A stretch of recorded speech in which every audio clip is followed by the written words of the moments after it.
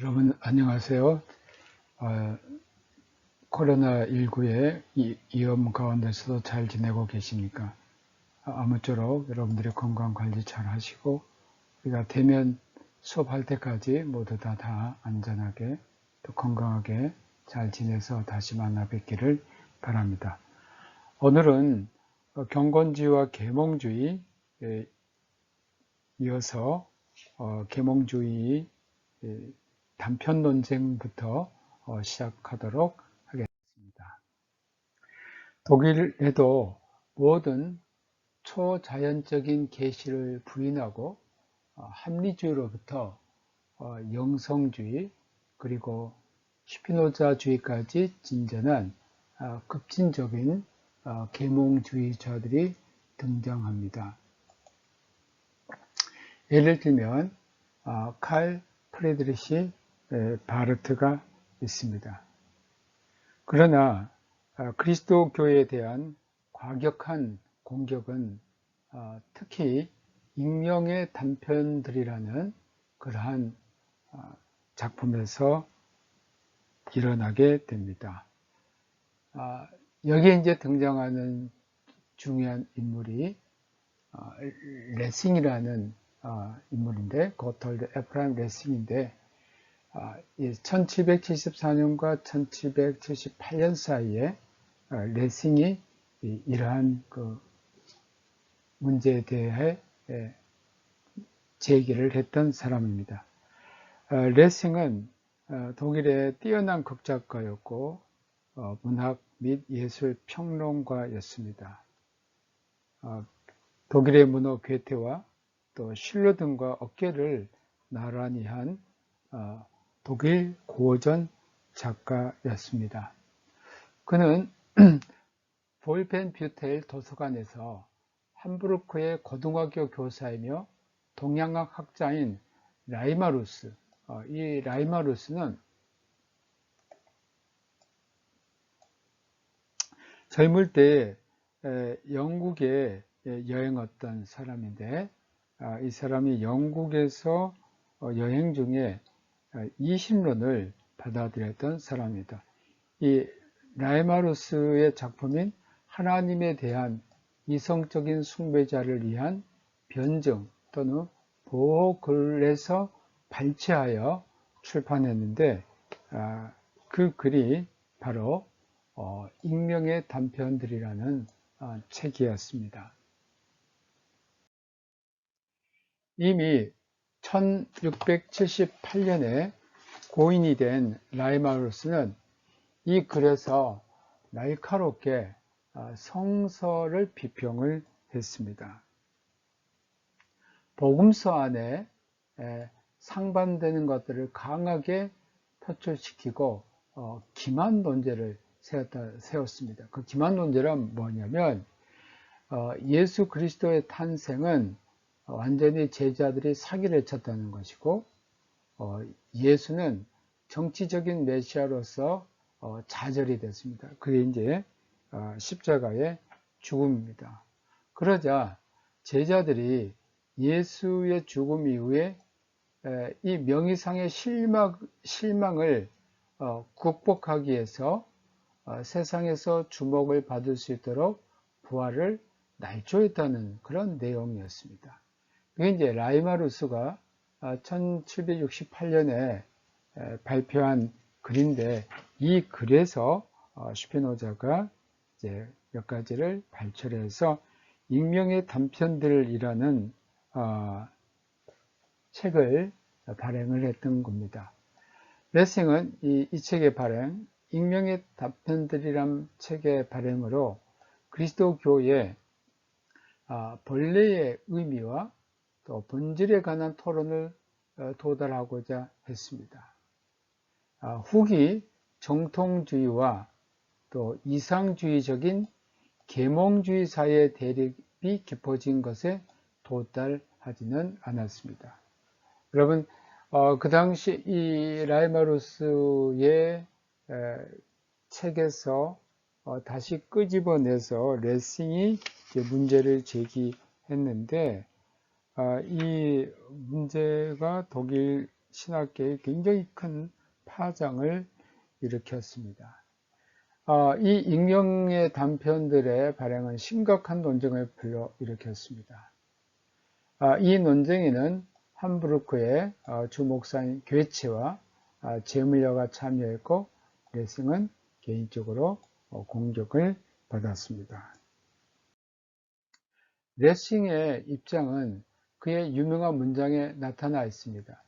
우연한 역사적 진리는 필연적인 이성의 진리의 증명이 될 수 없다는 겁니다. 이것은 영과 능력에 대한 증명에 관하여 라는 Über den Beweis des Geistes und der Kraft라는 책에서 말을 했습니다. 레싱은 라이프시히의 필연적 진리와 사실적 진리 사이의 차이를 연관을 시켰습니다.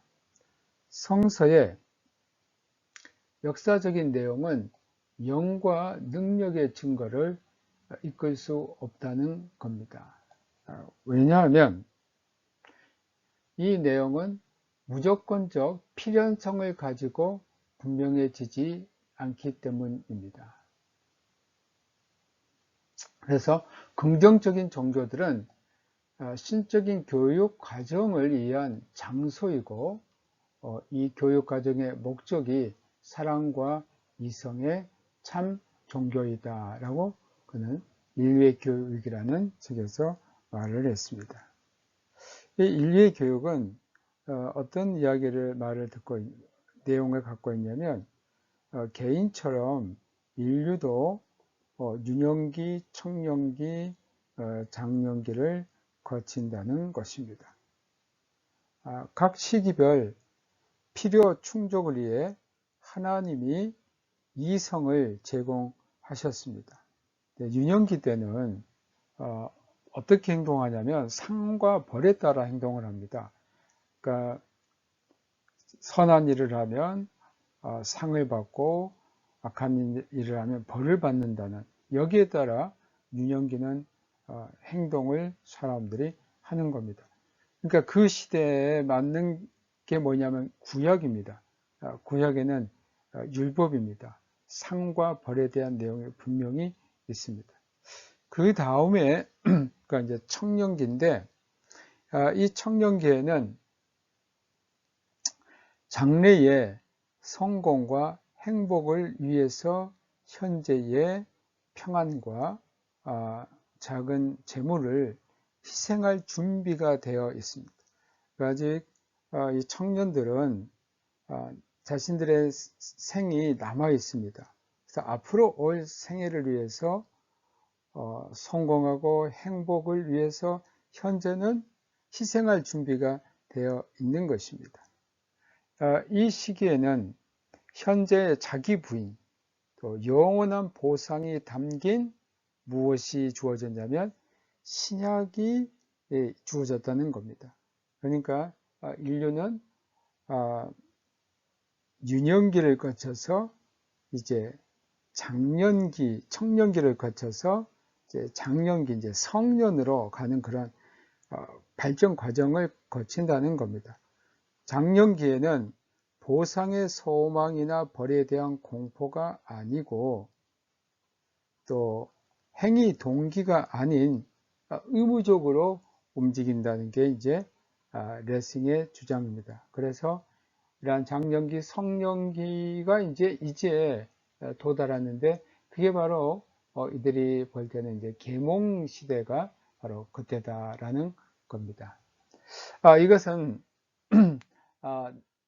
나탄의 반지 우화에도 나와 있는 것입니다. 다음으로 계몽주의의 절정과 극복에 대해서 말씀드리겠습니다. 이제 칸트라는 인물이 나오는데 이 칸트와 더불어 임마누엘 칸트와 더불어 계몽주의는 그 절정에 이르고 동시에 극복에 도달합니다. 칸트는 1755년 퀘닉스부르크 대학에서 가르치기 시작했고 1700 1870년부터 케니스베르크 대학의 정교수가 됐습니다. 그에 이러한 어떤 발전 과정은 굉장히 천천히 진행이 되었습니다. 독일 철학을 대표하는 철학자인데도 젊을 때 그렇게 큰 빛을 발하지 못하다가 점점 나이가 들어서 빛을 발하는 겁니다.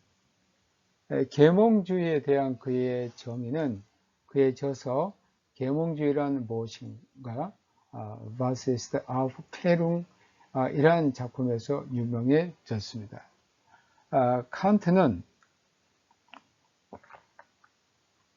계몽주의는 자기에게 책임이 있는 미성년의 인간의 출구이다라고 말했습니다.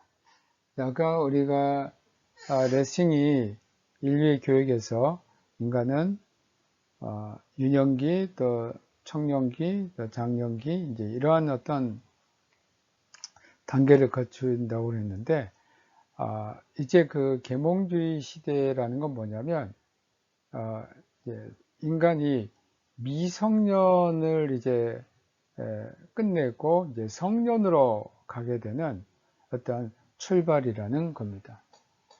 이 미성년이란 자신의 이해력을 지배하거나 다른 사람의 이해력을 이용할 수 없는 무능력의 사람을 칸트는 미성년이라고 했습니다.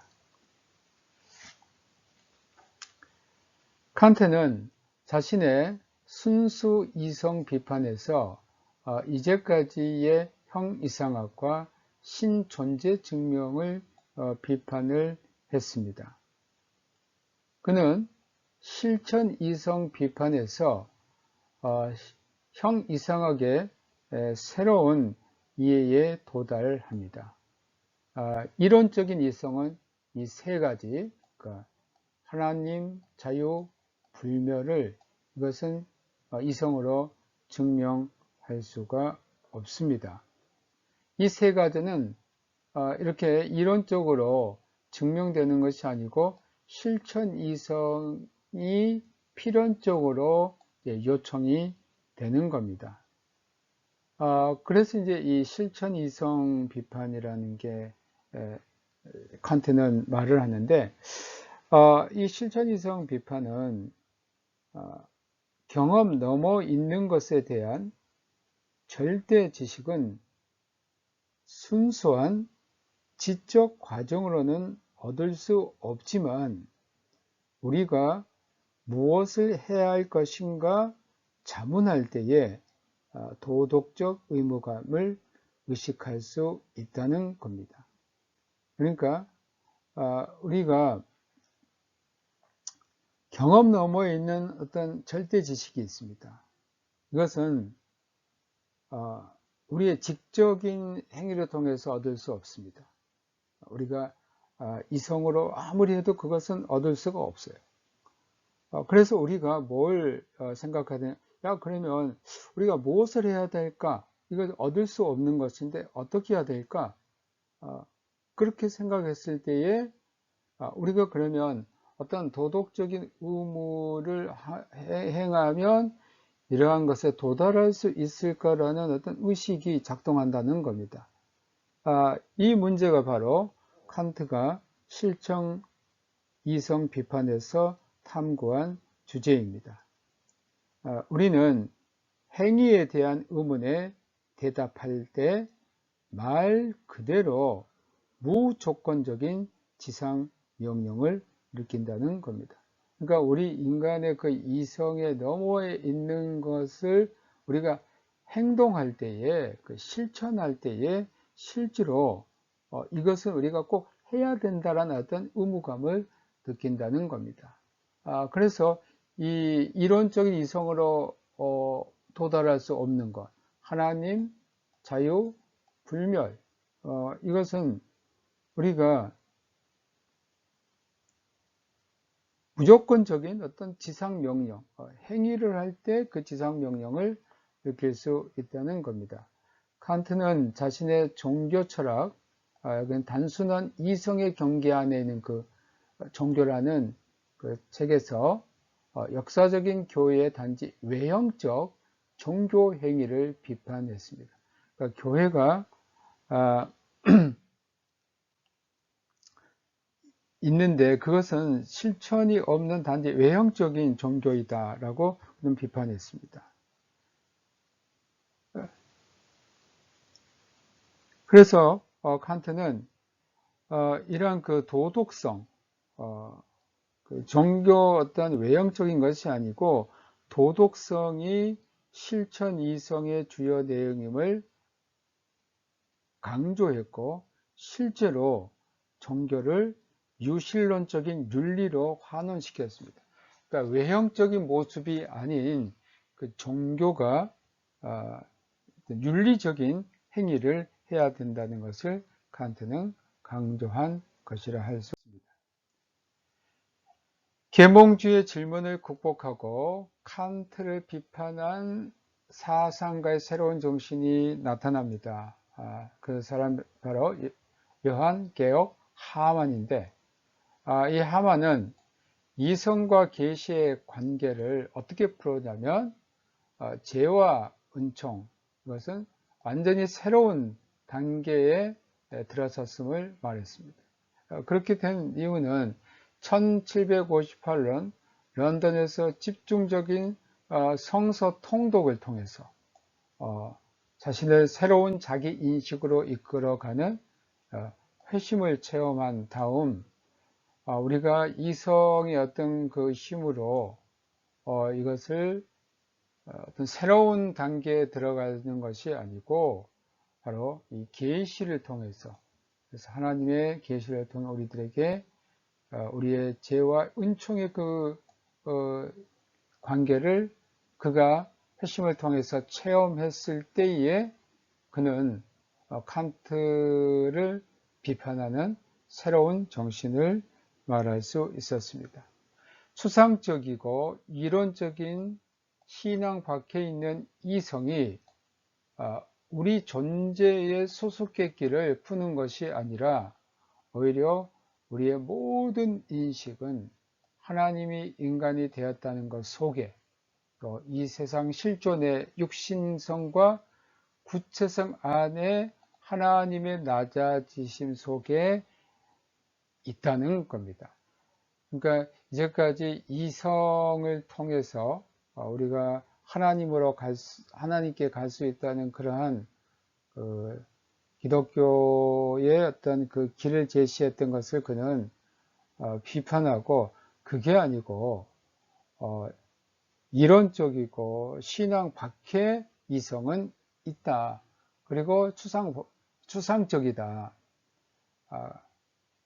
어디에 있느냐면 예수 그리스도, 하나님이 인간이 되었다는 이 사실 속에, 또 그의 이 세상 실존의 육신성, 그리스도의 그 인간이 되심, 구체성 안에 하나님의 낮아지심 속에, 그게 바로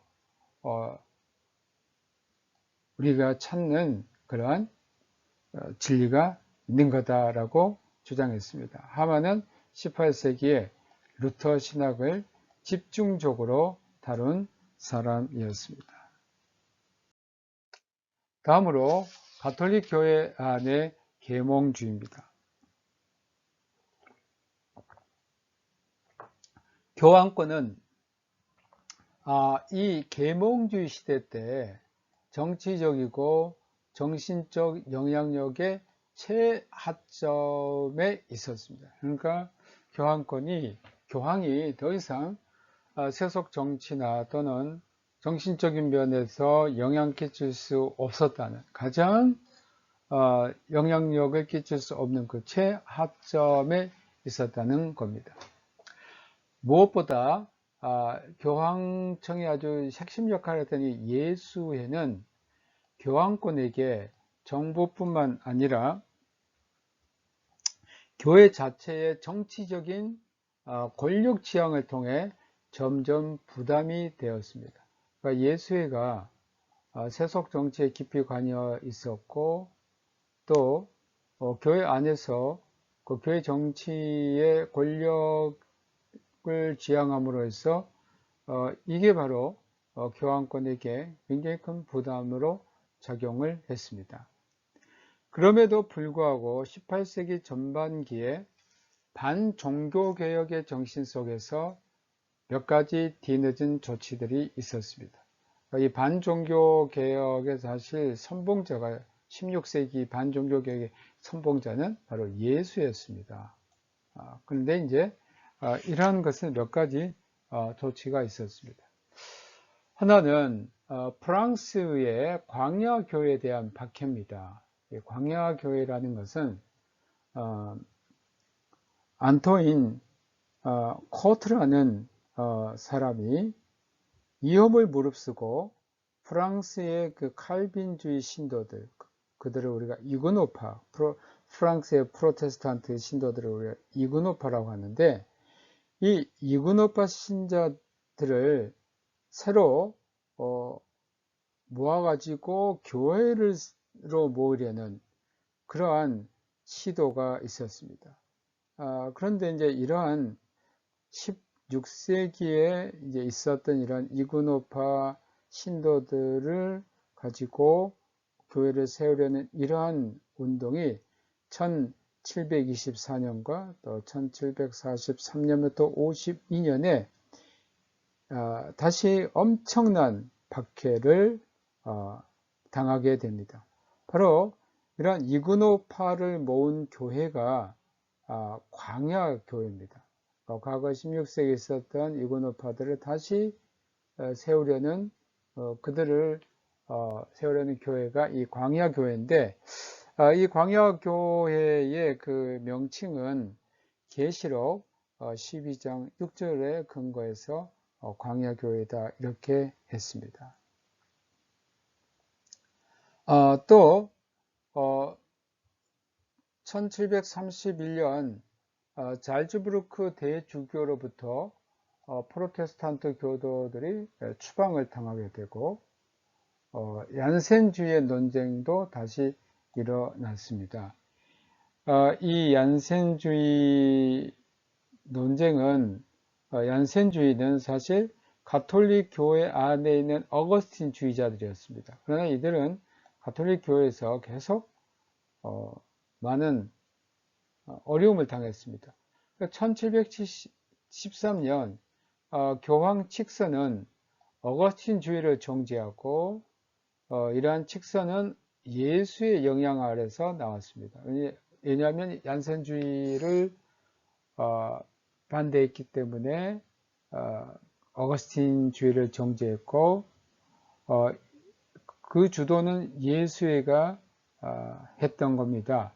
그래서 프랑스에서 분노의 폭풍을 잠재웠습니다.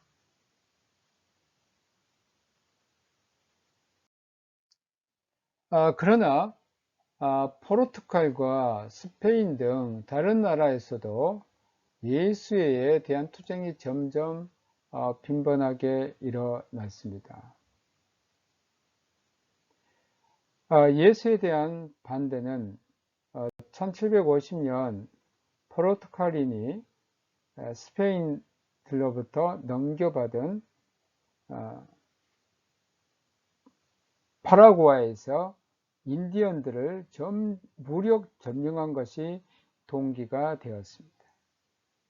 포르투갈 장관이었던 폼란의 마르퀴스는 예수에 대항해서 투쟁을 했고 1759년 포르투갈과 그 밖의 식민지에 있는 예수의 회원들을 다 추방을 해버렸습니다.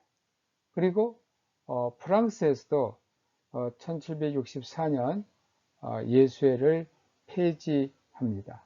그래서 결국 교황 클레멘스 14세에 의해서 예수회가 폐지가 됩니다. 1773년 교황 클레멘스 14세가 예수회를 폐지합니다. 그래서 예수회는 이제 사라집니다. 그런데 다시 부활합니다. 그러나 요셉주의라는 개념은 계몽주의도 가톨릭 교회 내부로 들어가고자 했음을 가리킵니다.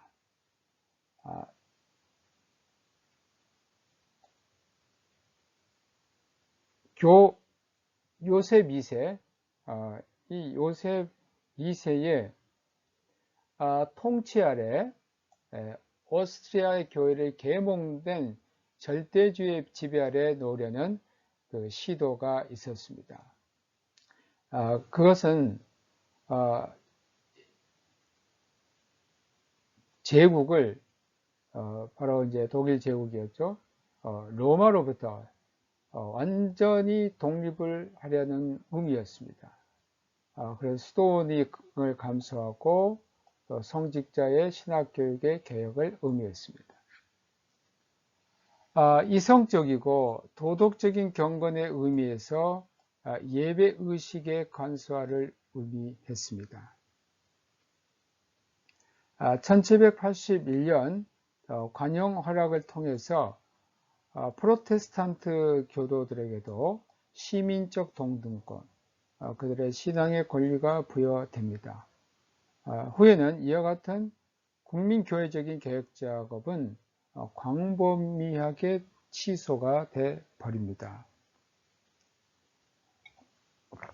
그러니까 요셉주의가 이제 요셉 2세에 의해서 진행이 됐습니다만, 이게 사실 가톨릭 교회 내 안에 이제 계몽주의 운동이라고 할 수 있는데, 결국 이것은 광범위한 어떤 개혁이었음에도 불구하고 취소가 돼 버립니다. 독일에서는 무엇보다도 라인 지역의 대주교구와 프랑켄 지역의 뷰르츠부르크와 반베르크 주교구가 계몽주의 정신을 갖고 있었습니다. 독일 가톨릭 내입니다. 프랑켄 지역의 뷰르츠부르크, 오늘날 독일 바이에른 지역에 있는 지역입니다. 바이에른 주에 있는 지역입니다. 이 교구들은 가톨릭 상당히 강한 지역인데, 여기에서 이런 계몽주의 정신이 있었습니다. 지향점은 여기서 마찬가지로 국민적인 개혁 가톨릭주의와 로마에 대해 독립된 감독주의 방향으로 흘렀습니다. 그러니까 로마 교황의 지배를 받지 않는 그러한 독일의 감독계, 그러니까 독일의 주교의 지배를 받는 그런 가톨릭 교회를 세우고자 했습니다. 1763년 트리어의 부주교인 폰 헌트하임, 이 사람의 가명이 유스티누스 페브로니우스라고 하는데, 여기에서 그 페브론주의라는 것이 이제 나옵니다. 폰 헌트하임은 다음과 같은 것을 요구했습니다. 교황이 아니라 단지 주교회에만이 무효하며, 교황의 수종권은 단지 하나의 상위의 명예이며, 독일 교회는 로마로부터 독립되어야 한다는 겁니다. 그러니까 교황만 무효한 것이 아니고 주교회의, 주교 전체의 그런 회의도 무효하다. 또 교황의 수장권은 단지 하나의 상위의 명예일 뿐이고, 독일 교회는 로마 교회로부터 독립되어야 한다. 이러한 로마 교황이 모든 것을 지배하는 이게 아니고, 독일 교회는 로마의 그 지배, 그러니까 로마 교황으로부터 독립된 하나의 가톨릭 교회여야 한다라고 주장을 했습니다. 1786년 엠스 협정에 이 개혁의 요구가 요약되었습니다.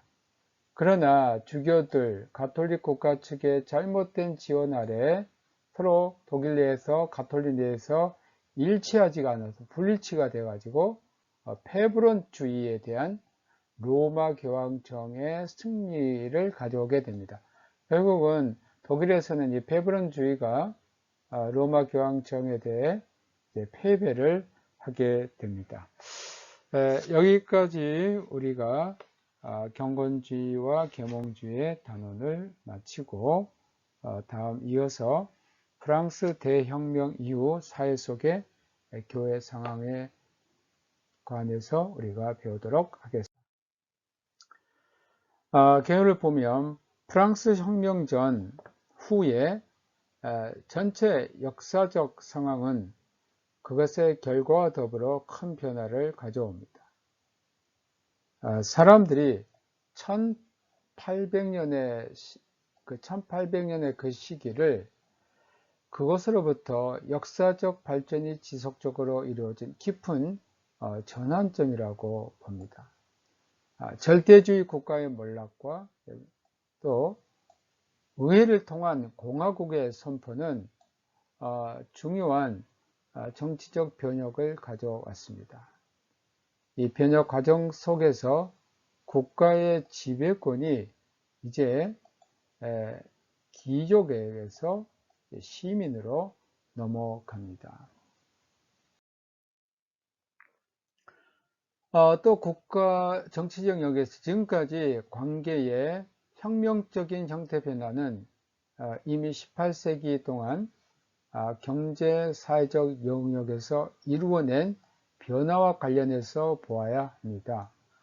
그러니까 이제 19세기가 시작되는 이러한 어떤 변화는 이제까지 18세기 동안 이루어진 경제, 사회적 영역에서 이루어낸 변화가 이제 나타난 거다. 굉장히 오랫동안 유럽 사이에 있었던 변화가 이제 19세기에 이제 등장한다는 겁니다.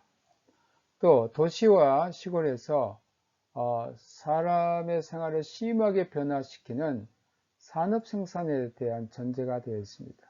이것은 이제 18세기가 되어서 후반에 영국의 산업혁명을 기점으로 유럽이 이제 산업혁명에 영향을 많이 받게 되고 도시와 이제 시골에 큰 변화를 일으키게 되는데 도시는 이제 산업혁명으로 굉장히 그 산업화, 공업화가 되는 과정을 겪으면서 많은 일자리가 필요하게 됐고 이 일자리를 시골에 있는 농업 인구가 이제 도시로 진출하는 그런 과정을 겪게 되면서 도시 안에 그 노동의 문제, 경제 문제, 그러니까 빈부의 그 차가 굉장히 심화되게 되는 거죠. 이제 그게 19세기에 이제 극명하게 드러나게 됩니다. 또 문화 정신적인 관점에서 프랑스 혁명은 1800년대 교양들에게 아주 고무적이어서 적극적으로 찬성하든지 혹은 강하게 거부하는 사건이 되었습니다.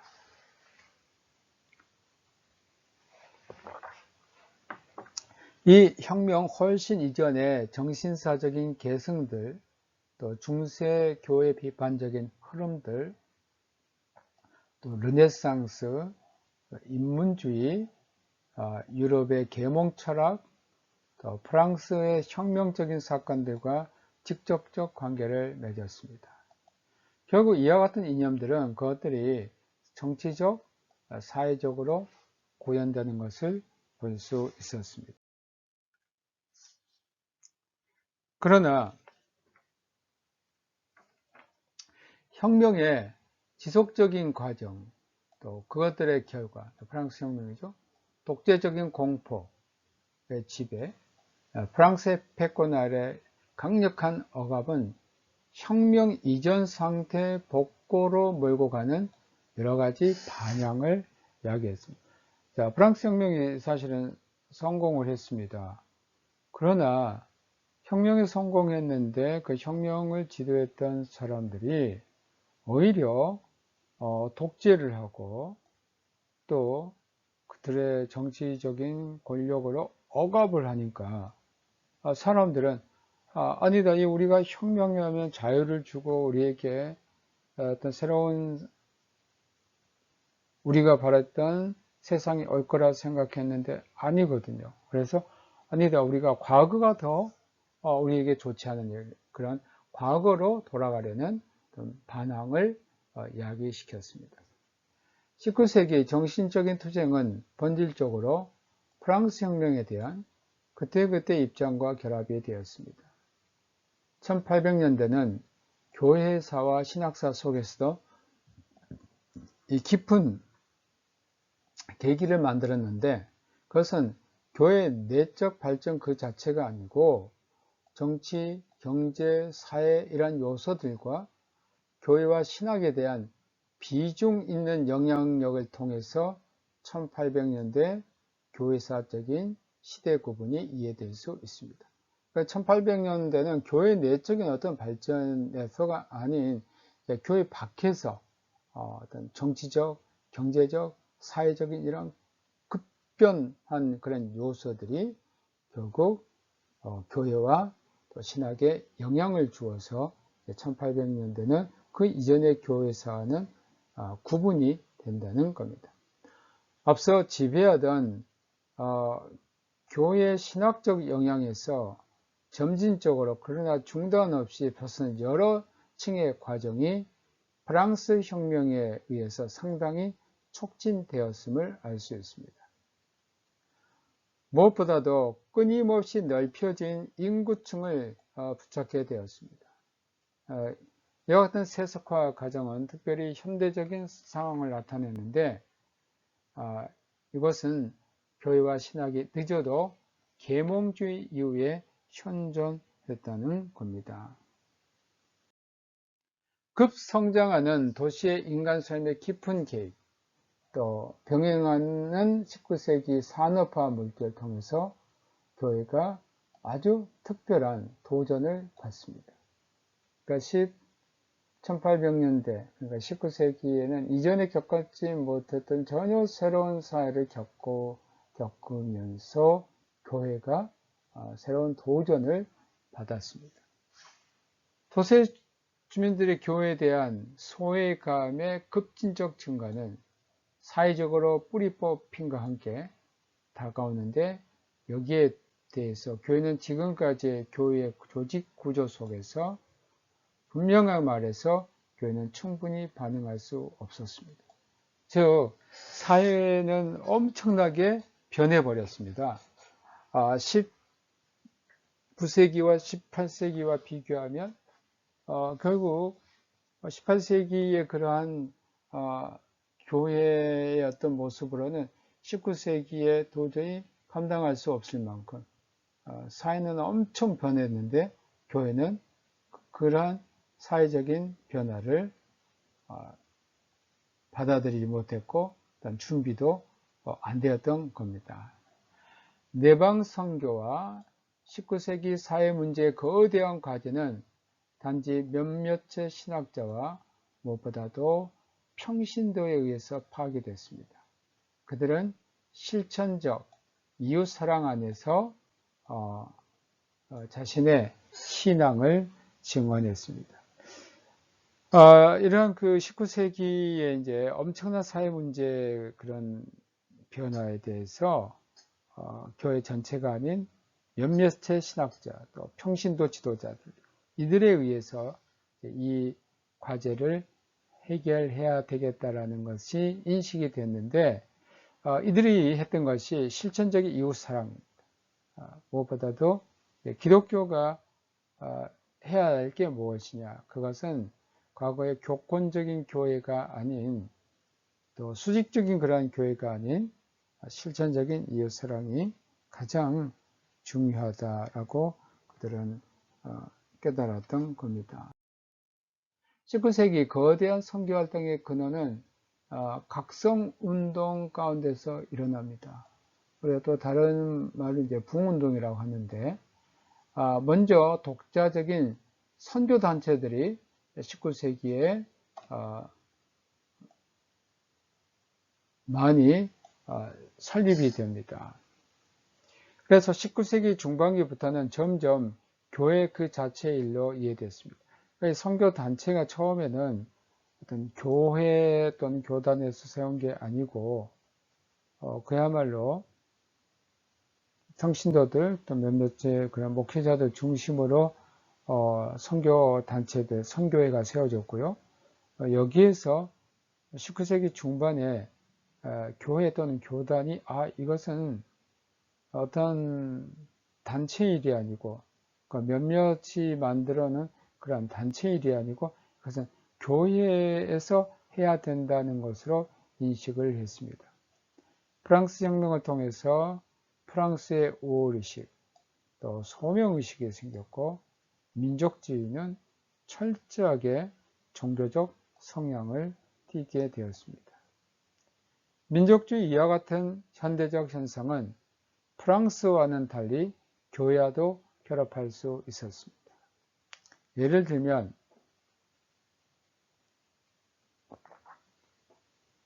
나폴레옹에 대항하는 해방전쟁 동안 프러시아 또는 프로이센에서 그러했습니다. 하나님, 왕, 그리고 조국을 위한 투쟁 속에서 정치적 보수주의뿐 아니라 민족주의도 나아가 경제의 자유를 위해서 투쟁하는 자유주의자들도 함께 발견되었습니다. 역사의 새로운 평가는 먼저 일반적인 의식 속에서 교회를 평가하도록 합니다. 하지만 교회는 모든 변화를 통해서 혁명의 격정을 통해서 수세기 전승의 힘과 지속성의 생생한 검증을 통해서도 존재했습니다. 그러나 역사에 대한 되돌아봄 속에서 인간은 그리스도교적인 중세를 갈망하거나 혹은 여러 다양한 역사적인 관심에 만족할 뿐 아니라 역사주의와 함께 세계관이 생겼습니다. 이 모든 주어진 것을 그것의 발생으로부터 파악하고 그와 함께 상대주의와 허무주의의 정신을 현대 정신을 안내했습니다. 18세기 정신적인 근본 문제로 신앙과 이성 내지는 자연의 관계는 이제 신앙과 역사의 관계 속에서 움직였습니다. 이 문제는 교회와 그들의 신학에 심각한 도전을 했고 이런 그 결과로 19세기 이후에 그들에게 나타납니다. 여기까지 우리가 전체적인 것들을 살펴보았고요. 이제 강론에 들어가서 하나씩 살펴보도록 하겠습니다. 첫째가 프랑스 혁명으로부터 빈회의로 1800년대 시대입니다. 먼저 프랑스 혁명 말씀드립니다. 18세기에서 19세기로 변하는 하나의 중요한 교회사적인 단면을 나타냅니다. 사람들은 1800년대 시대에 대해서 말을 하는데 그것은 사회적인 분쟁, 또 프랑스 계몽주의의 사회 정치적인 폭발이 1789년 프랑스 혁명에 이르게 됩니다. 이러한 그 프랑스 혁명은 절대주의 국가가 시민에 의해서 분쇄됩니다. 그러니까 사라집니다. 그러니까 프랑스에서는 이 프랑스 혁명으로 시민들에 의해서 왕정이 무너져 버립니다. 그리고 권력이 누구에게 이양이 되냐면 시민층에 의해서 지배력이 이제 왕권에서 시민에게 지배력이 옮겨집니다. 또 구제도와 깊게 결합된 그 교회는 그러니까 왕정과 아주 밀접한 연관을 가졌던 그 교회는 프랑스 혁명이 일어나서 전혀 새로운 사회가 됐습니다. 과거의 구제도와 깊은 구세력과의 연관을 가졌던 교회는 당연히 국가와 사회적인 삶으로부터 철저히 배제가 됩니다. 동시에 처음으로 유럽에서는 국가와 교회의 수세기의 결합이 프랑스에서는 프랑스 혁명으로 해체가 됩니다. 사실 유럽에서는 국가와 또 교회가 아주 밀접하게 연관이 되어 있습니다. 예를 들면 독일만 하더라도 루터가 종교개혁을 일으켰지만 사실 루터는 제후의 힘이 없이는 종교개혁을 이룩할 수가 없었습니다. 그래서 결국 독일에서도 루터는 종교개혁을 일으켰고 또 성공했음에도 불구하고 그 교회는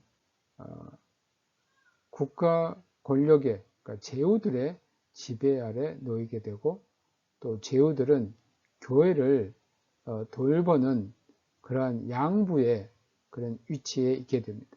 그러므로 국가와 교회는 언제나 밀접하게 연관이 되어 있습니다. 국가가 교회를 돌보고 또 교회는 그에 맞게 또 국가를 위해서 일하는 일정 부분이 있었습니다. 이러한 그 국가와 교회의 관계가 완전히 깨져버린 게 프랑스 혁명입니다.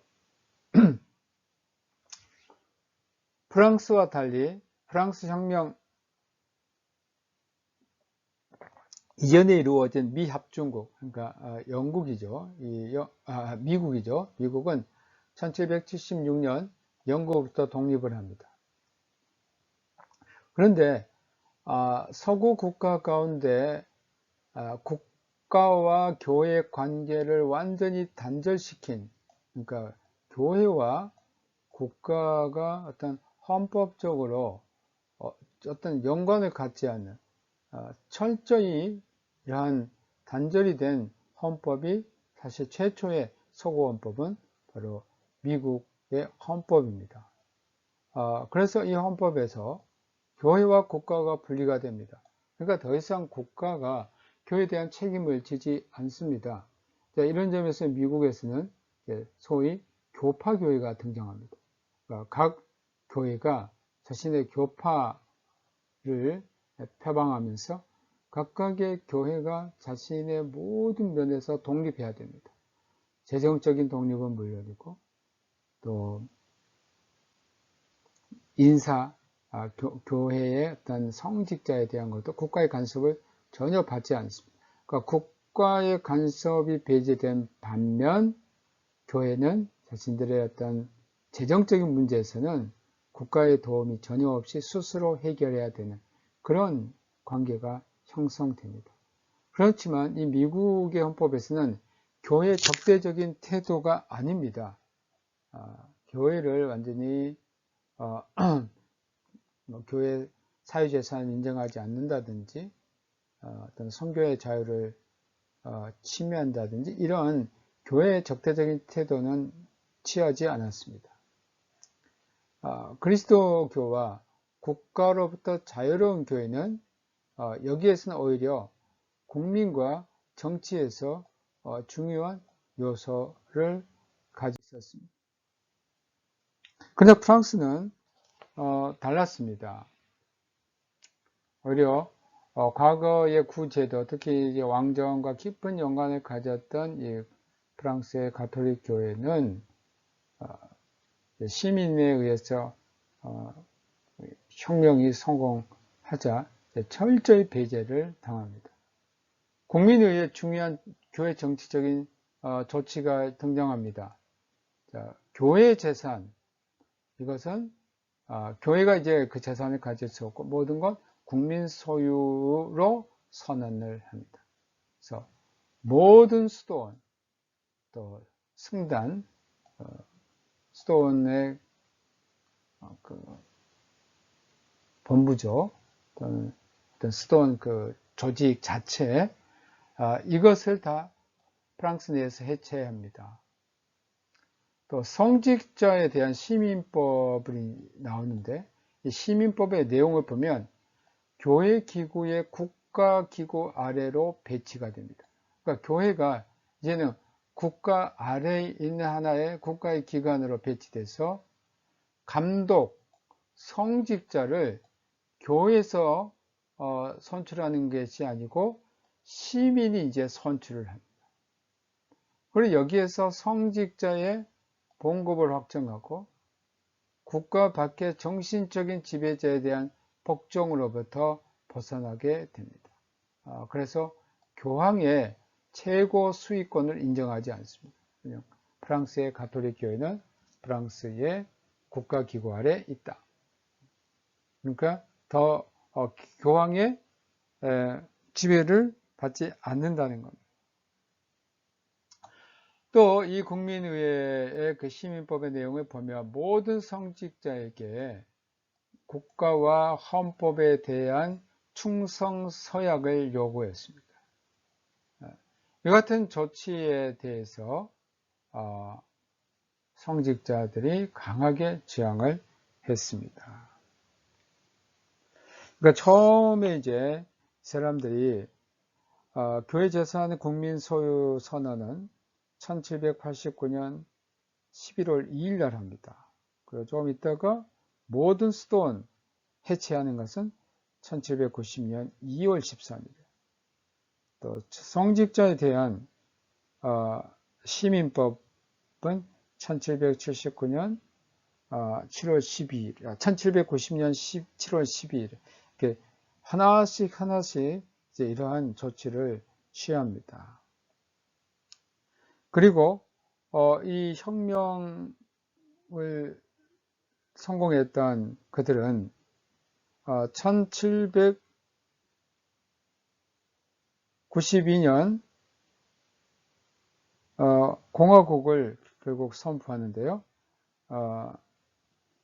이 국민공의회는 1792년부터 1794년에 있었던 것을 국민공의라고 합니다. 이 국민공회는 프랑스 왕 루이 14세를 단두대로 보내서 죽입니다. 그리고 이제 국민공회에서 1792년 9월 21일에 공화국을 선포합니다. 이제 더 이상 프랑스 왕국이 아니고 이제 공화국입니다. 국민공의회가 교회와 그리스도교에 대한 적대적인 조치를 합니다.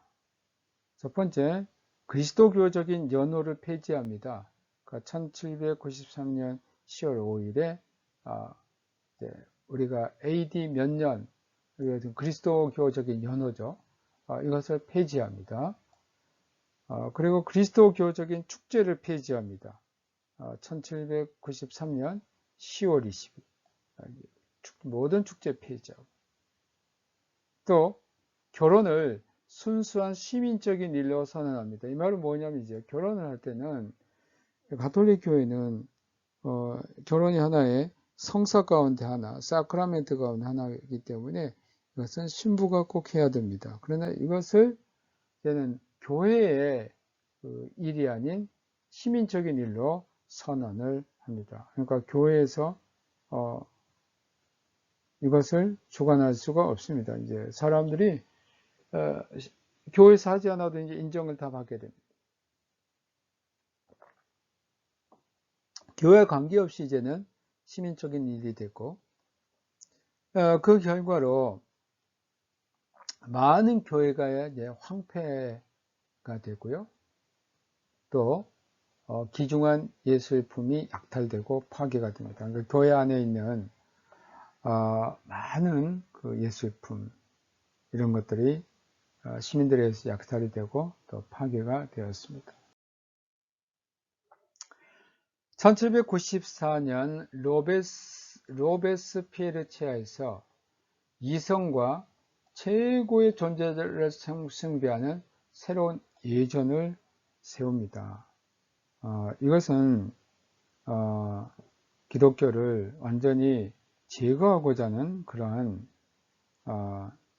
어떤 조치였습니다.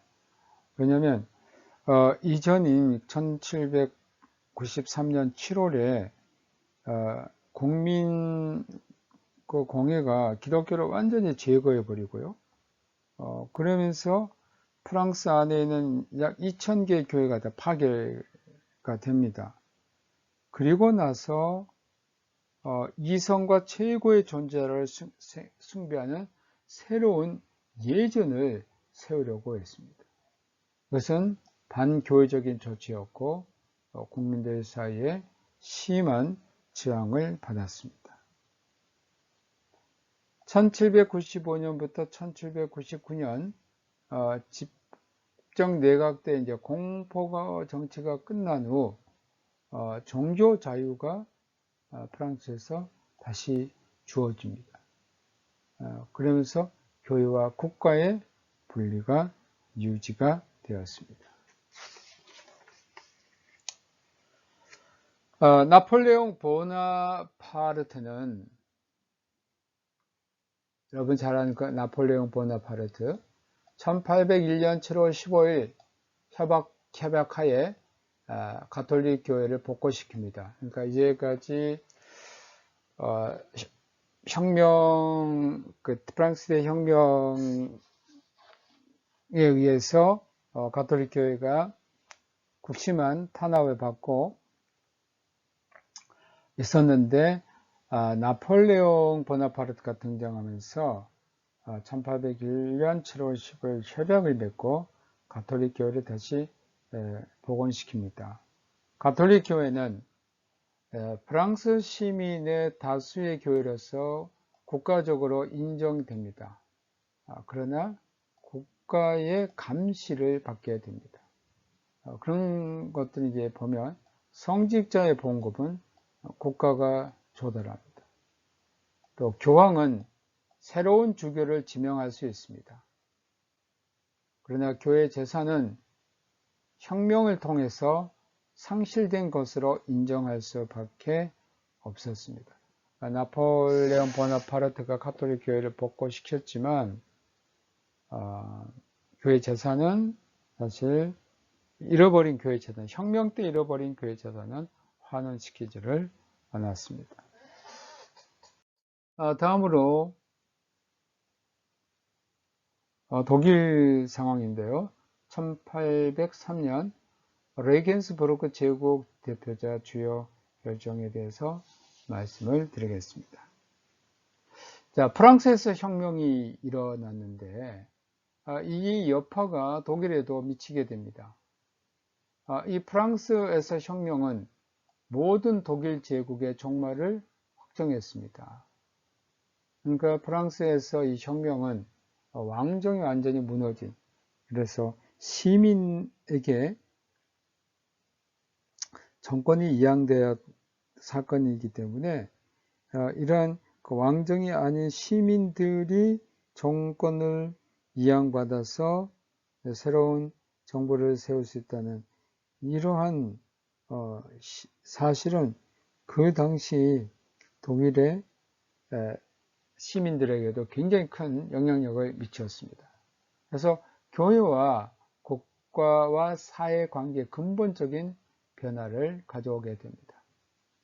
프랑스 혁명에 독일로 직접적인 개입은 참으로 다양한 사회 관계와 사회 구조를 방해했습니다. 국가의 붕괴, 시민 측의 연약한 위치, 이것들을 이제 방해했습니다. 그러나 혁명 프랑스에 대항한 연합전쟁에서 독일은 변화의 소용돌이 속에 빠져가게 됩니다. 결국 나폴레옹 보나파르트가 두 번에 걸친 동맹 전쟁들을 일으켰는데 이게 이제 독일에 큰 영향을 미치게 됩니다. 결국 이 동맹 전쟁은 프랑스에게 유리하게 끝나게 됩니다. 그래서 옛 독일 제국 또 독일의 가톨릭 교회의 몰락을 가져오게 됩니다. 그래서 이 보나파르트와 그 전쟁에서 패한 독일 제국은 1797년 라인강 왼쪽 지역을 프랑스에게 넘겨줘야 됐습니다. 그래서 무엇보다도 마인스, 쾰른, 그리고 트리어 세 곳의 성직자 선제호와 관련이 되었습니다. 이 마인스와 쾰른과 트리어 이곳은 가톨릭의 대주교가 있는 곳인데 당시 독일 신성 로마 제국의 선제후 가운데 한 사람들이 바로 이 세 명의 성직자 선제후가 있는데 이들이 바로 마인스, 쾰른, 트리어입니다. 이것은 중세시대에 등장하는 교회 국가와 같은 그 개념입니다. 그래서 이 마인츠, 켈른, 트리어는 선제 후 그것의 대주교가 또한 교회에서는 대주교이면서 또 세속에서는 그 지역의 선제우로 지배를 했던 것입니다. 그들의 라인 왼쪽 지역의 상실에 대해서 프로이센, 오스트리아, 바이에른 팔츠 그리고 다른 세속 제후들은 라인 오른쪽 지역에서 배상을 받아야 했습니다. 이것은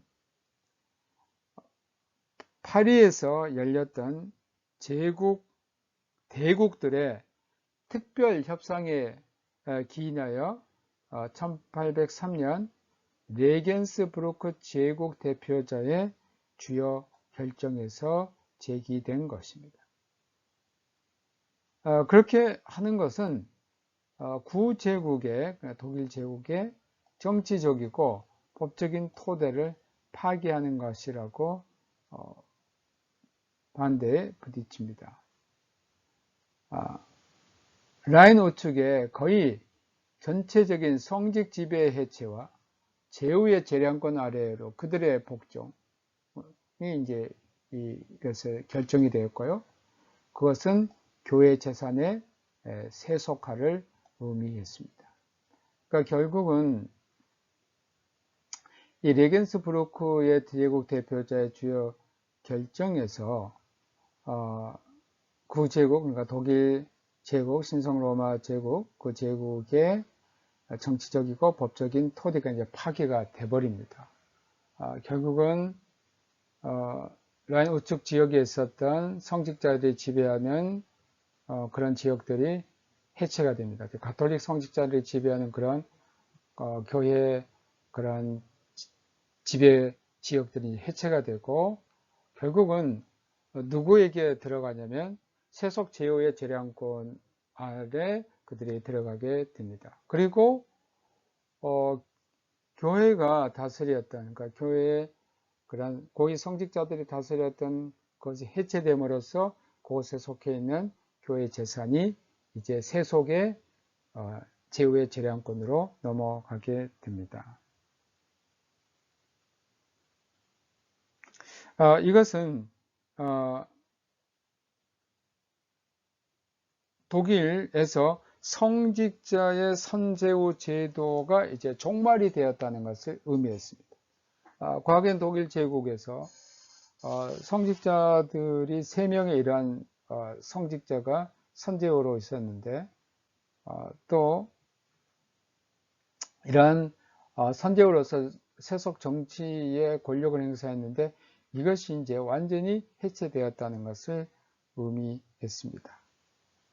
즉 광대한 수도원, 또 가톨릭의 그 재단, 교구의 소유권에 대한 지방 용지의 재량, 이런 것들이 이제 지방 영주가 교회에 대한 가톨릭 교회에 대한 그러한 지배를 갖게 됨으로써 많은 수도원이 해체가 됐고요. 지방 영주들은 자기들에게 주어졌던 성직자 지역을 마음대로 처분할 권한을 얻게 됩니다. 그러니까 교회 지역, 교회의 지배 지역을 이제는 세속의 지배자들이 지배할 수 있는 그런 시대가 된 것입니다. 이와 같은 조치와 함께 성직 제후의 기구, 독일 역사에서 10세기 이후 각인된 오토식의 제국교회 체제가 이제는 끝나게 됩니다. 오토식의 제국교회 체계라는 것이 뭐냐면 오토 황제가 자신의 제국을 다스리면서 그 제국의 일정 지역들을 자신이 나의 그 봉건 왕으로서 그 밑에 봉토를 하사하는 그런 신하들이 있어요. 이렇게 독일 제국 교회를 형성했고 자기 영토 안에 있는 자기 제국 안에 있는 교회에는 실제로 세속의 지역일지라도 그 세속의 지역에 또 누가 같은 권한을 갖게 되냐면 성직자가 가톨릭의 성직자가 세속 지역을 다스리고 또한 그 교구의 주교이면서 또한 세속의 권한을 갖게 되는 이러한 어떤 형태가 오토 황제 때 이루어지게 됐는데 이러한 체제가 결국은 독일에서 끝이 났다는 겁니다. 새로운 지역의 형성은 지금까지의 독일 국가의 신조로 구분된 폐쇄성을 해체를 시켰습니다.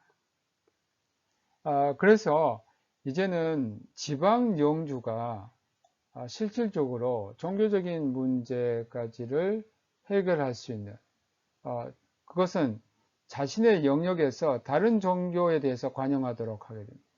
여러분 1555년 아우크스부르크 종교평화에 의해서 독일은 쿠이우스 레기오 에이우스 렐리기오라는 그런 법 아래 제후의 종교의 그 지역의 시민들 또는 국민들의 종교가 정해졌습니다. 그러니까 제후의 종교가 가톨릭이면 그 지역의 국민들은 다 가톨릭 신앙만을 가질 수 있었고 또 루터교 신앙은 자유를 가질 수가 없었습니다. 그렇기 때문에 어떻게 보면 제한된 종교의 자유만 있었는데 이렇게 레겐스부르크의 제국 대표자 회의에서는 지방 영주가 이제는 과거의 가톨릭의 통치를 받았던 그 지역을 지방 영주가 다스릴 수 있게 됨으로써 이제는 가톨릭이 아닌 다른 종교, 루터파라든지 이러한 종교를 영주들이 다 관용할 수 있도록 또 종교가 그들의 시민의 권리를 제한하지 않도록 그래서 다른 종교가 인정을 받을 수 있는 그런 길이 열렸습니다. 이와 같은 진전은 비인회의 결정을 통해서 계속되었습니다. 여러분 오늘 수고 많으셨고요. 다음 시간에는 우리가 나폴레옹 치하의 독일 계속해서 그 프랑스 혁명으로서 비인회의에 이르는 그러한 내용들인데 다음 시간에 나폴레옹 치하의 독일 그리고 독일 교회 개혁 그 이후로 우리가 계속해서 배우도록 하겠습니다. 여러분들이 이 강의를 들으면서 의문이 되는 점이나 좀 이해가 안 되는 점들은 여러분들이 문자로 남겨주시면 제가 여러분들에게 답변을 드리도록 하겠습니다. 여러분 건강하게 잘 지내시기를 바랍니다. 수고 많으셨습니다. 안녕히 계십시오.